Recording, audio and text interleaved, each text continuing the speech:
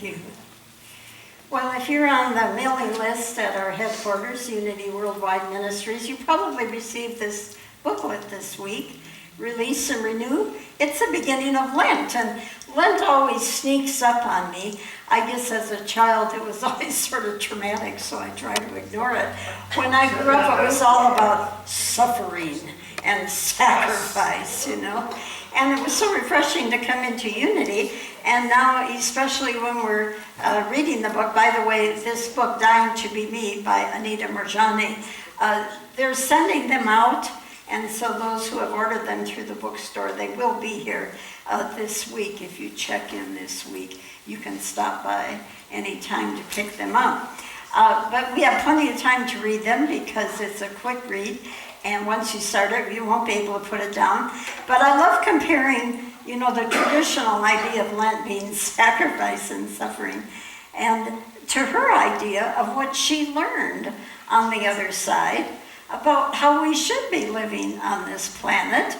And I started last week, and I'm going to continue this week. I won't go through the whole book, but at least to give you a hint of what she learned on the other side through her near-death experience. The first thing we talked about last week is that we should each just live our authentic life and be true to ourselves. And the second part is that we need to have self-love. We need to love ourselves, and that means letting go of judgment, self-judgment. Anybody here more hard on yourself than you are on others? I think we can relate to that. But the third thing is where I'm going to focus today. What she said over and over, and the biggest lesson she learned and tries to live in her life now, is we're supposed to laugh and have fun. Oops, all together now. Oops. We're supposed to laugh and have fun. And then I checked with Charles Fillmore, the co-founder of Unity, and he said life for every person should be a journey of jubilance. Oh my God, anybody here have a life of jubilance? I may hit it once in a while, but you know, to stay in that jubilance. So I thought, well, what gets in the way of that? And I think some of it is guilt. You know, there are people suffering in the world right now. There may be a war going on, and I think somebody think, well, we shouldn't be having fun. They're suffering, we can't have fun. Or the worthiness issue. Who am I to be laughing and having fun? Who am I when other people are suffering? Or people in grief over losing a loved one might think, well, I'm grieving, I can't smile or laugh while I'm grieving. But what we really should all be doing is watching old Pink Panther movies. I mean, remember the old Pink Panther movies? I don't know why that came into my mind this week whenever I think. Peter Sellers is just a hilarious comedian. And remember when he did the Inspector Clouseau? And my favorite memory of the Pink Panther was he goes into this hotel and goes up to the front desk. And meanwhile, there's a dog there. And before he bends down to pet it, he says to the guy behind the desk, "Does your dog bite?" And the guy said, no. And so he reaches down, and of course the dog bites him. And he looks up and says, "I thought you said your dog doesn't bite." And the guy behind the desk says, "That's not my dog." I don't know why I find that extremely funny, but that's just me. So last week we talked about, you know, being our true authentic self, being true to yourself. And this week, you know, along with the laughter, Anita reminds us to stop self-judgment. She said our feelings about ourselves are actually the most important barometer for determining the condition of our lives. The most important barometer is self-judgment. And she also went on to say, it's the worst block to your health. Wow, the worst block to your health. And we do it to ourselves. I mean, am I the only one that can spend hours going home and say, "Oh, I can't believe I said that. I can't believe I did that. Oh my God, how stupid can you get?" Does anybody else do that? And nobody else, right? No, I'm the only one. And I have had to come to realize, you know what? I'm not that important, you know. Nobody remembers or cares an hour after I've done something. No, I'm not that important, and I think we have to laugh at ourselves. How could we even think that anybody, you know, spends that much time on us? But and the worst things about judgment, I mean, let's look at a couple things we fall into self-judgment. I got one for men and one for women and one for both. Any women in here worry about your body image? Or obsess? Do you obsess about cellulite? I mean, come on. And maybe men do this more, although women can too. Do you compare yourself and how successful you are with how successful other people look like they are? And then for both, do you worry about how others see you? Forgetting that you're not that important and no one really cares, right? You know, when Jesus said, "Judge not, or you will be judged," he wasn't talking about punishing you for judging. He was talking about the law of cause and effect. What I have found is there are people that judge me or criticize me, but it only affects me if there's a part of me that believes it's true. If I know the truth about myself and stand in that truth, have at it, you know, because I know my true nature. But only when I'm judging myself does the outer world reflect the same judgment or the same belief I have back at me. That's called the law of attraction, the law of cause and effect. We do it to ourselves. And Anitas said, I spent a lifetime judging myself. I always felt inadequate. But following my near-death experience, I understood that those were a false set of socially determined standards. And she realized on the other side that we don't need to do or be a certain way to deserve unconditional love. We just being means we deserve unconditional love. And she said that single thing, that one thing that she learned on the other side, took away her fear and made her choose to come back. You know, when you have a near-death experience, you have a choice whether to stay on the other side or come back. And she said that one thing of letting go of self-judgment gave her the courage to come back and just be herself. In her words, she said, in that expansive state on the other side, I realized how harshly I treated myself and judged myself through my life. I finally understood that it was me I hadn't forgiven, not other people. I was the one who was judging me. It had nothing to do with anyone else. So today we are going to lighten up, laugh, and have fun.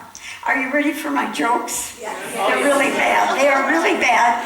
But if you, instead of judging how bad they are, I won't take it personally. Send me your jokes if you don't like these, okay? So here's the first one. Did you hear about the new Karma restaurant in town? Cookeville now has a Karma restaurant. There are no menus. You get what you deserve. What do you call a magic dog? A labracadabra door. You can move. I won't take it.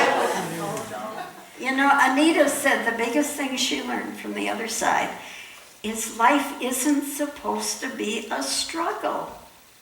We're supposed to enjoy it and laugh.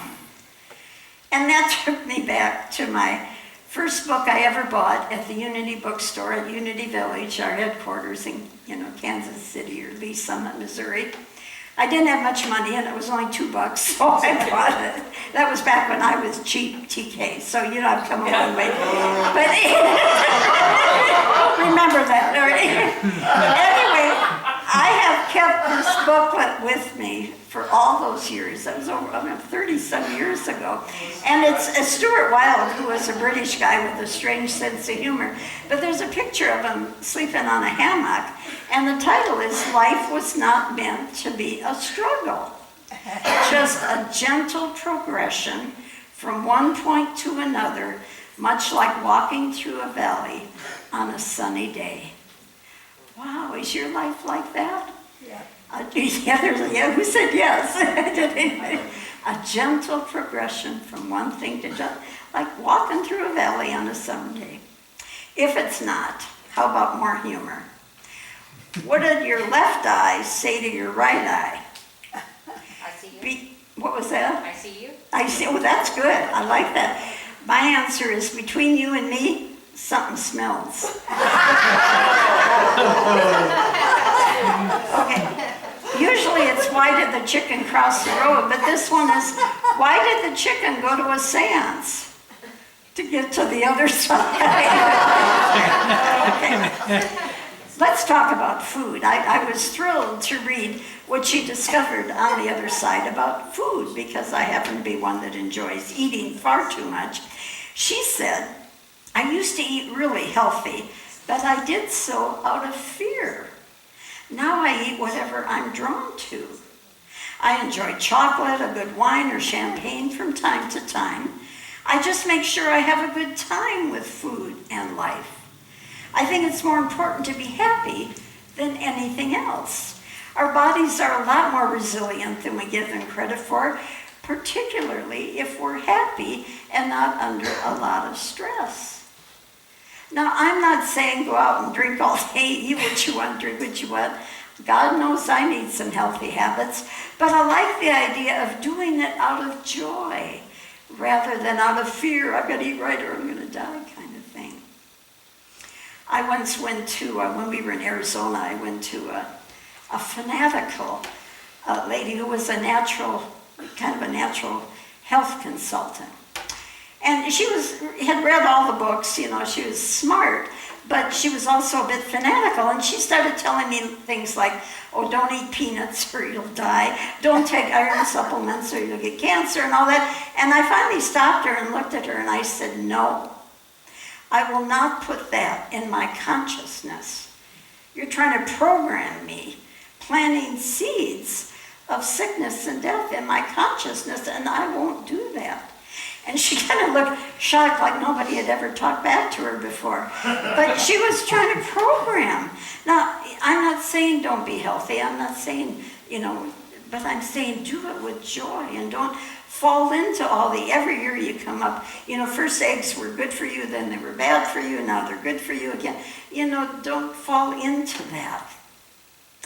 Anitas said, I can't stress enough how important it is to enjoy yourself and not take your life too seriously, any part of your life.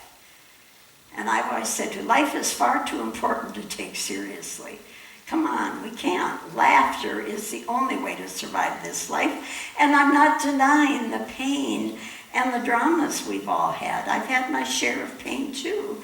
But when we focus on the pain and the drama, we get hooked into it. When we lighten up, we're able to rise above it. So you ready for some more jokes? Oh, yeah. This is one for the younger generation, but I think you'll get it too. A man tells his doctor, I'm addicted to Twitter. And the doctor looks a little confused and said, sorry, I don't follow you. Okay, if you didn't get that, I've got one for the older generation. Why did the Oreo cookie go to a dentist? He lost his filling. I'm taking Anita's advice. Anita said, be sure to laugh as often as possible throughout every single day, and preferably laugh at yourself. Altogether, no, oops. Fortunately, I give myself plenty to laugh about because I'm always doing something strange. Then she goes on to say that this, meaning laughing, would be hands down over and above any form of prayer, meditation, chanting, or diet reform.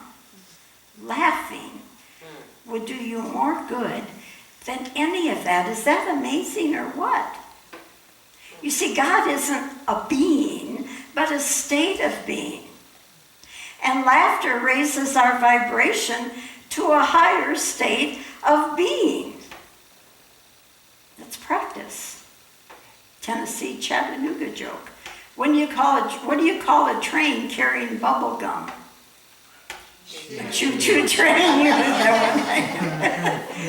one. You've heard this one too, I know. What did the Buddhists say to the hot dog vendor? Make me one with everything. Oh, okay. We truly have to stop my jokes. So I got something else. Michael's going to help me. We are going to have fun.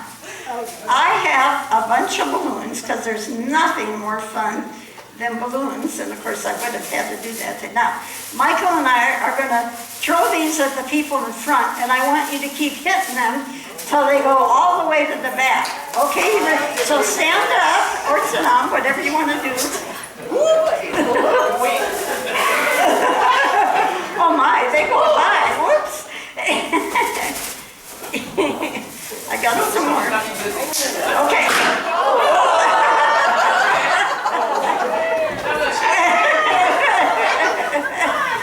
Okay, here we go. One more.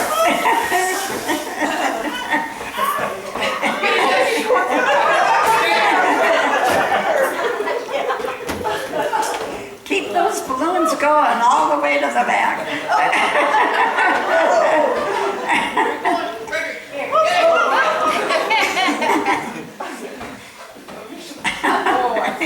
Hallelujah.